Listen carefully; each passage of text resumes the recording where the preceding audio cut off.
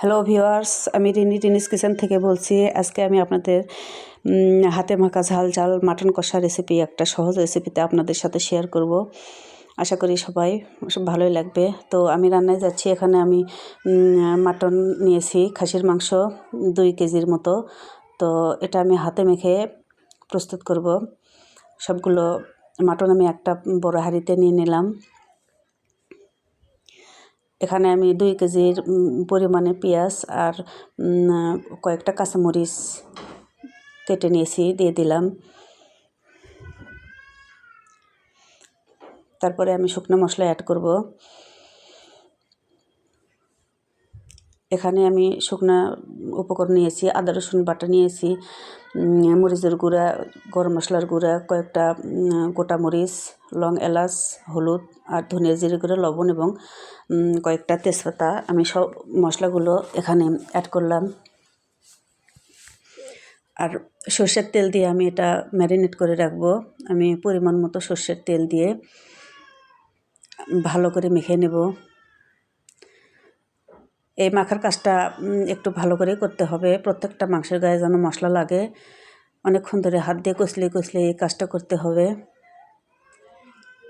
আর মশলা মাখা মাংস ম্যারিনেট করে রাখলে অনেক মজার হয়। প্রত্যেকটা মশলায় প্রত্যেকটা মাংসে মশলা ভালো মতো ঢুকে যায় আর কি। তো ভালোভাবে এভাবে মেখে আমি 30 মিনিট ম্যারিনেটে রাখবো।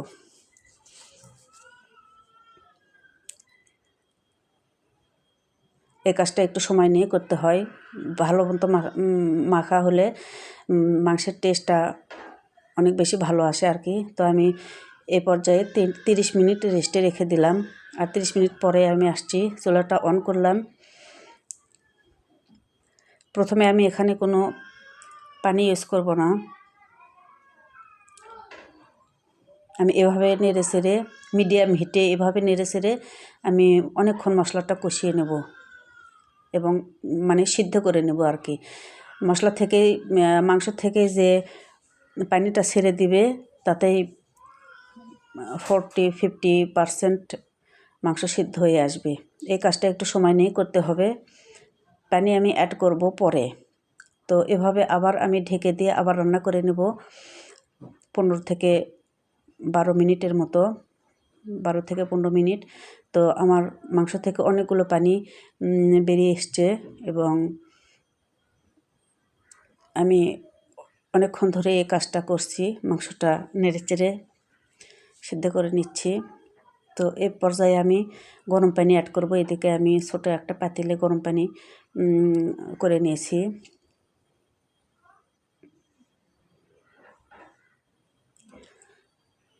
আমার প্রয়োজন মতো পানি দিয়ে দিলাম, গরম পানি।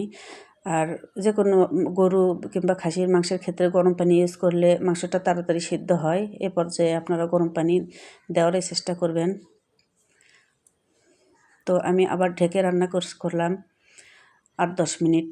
এভাবে আমি মাঝে মাঝে নেড়ে দিয়েছি ঢাকনা খুলে খুলে। আর সম্পূর্ণ রান্নাটা মিডিয়াম হিটে হবে। হিট বেশি থাকলে পানি শুকিয়ে যাবে এবং মাংসের সিদ্ধ হবে না। যাই হোক, আমি মাংস সিদ্ধ হয়েছে নাকি একটা চেক করে নিলাম। আমার মাংসটা সিদ্ধ হয়ে এসছে।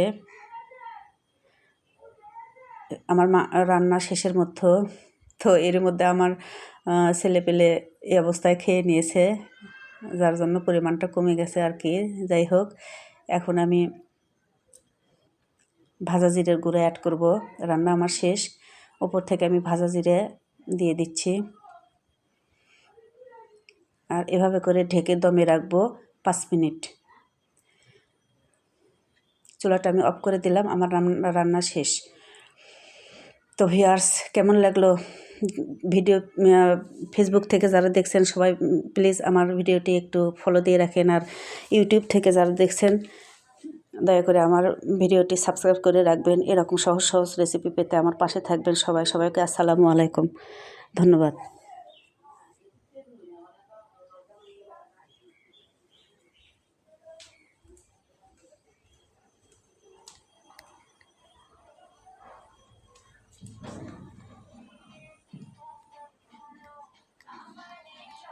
এ ফস করে চলে গেছে অমুকে এমন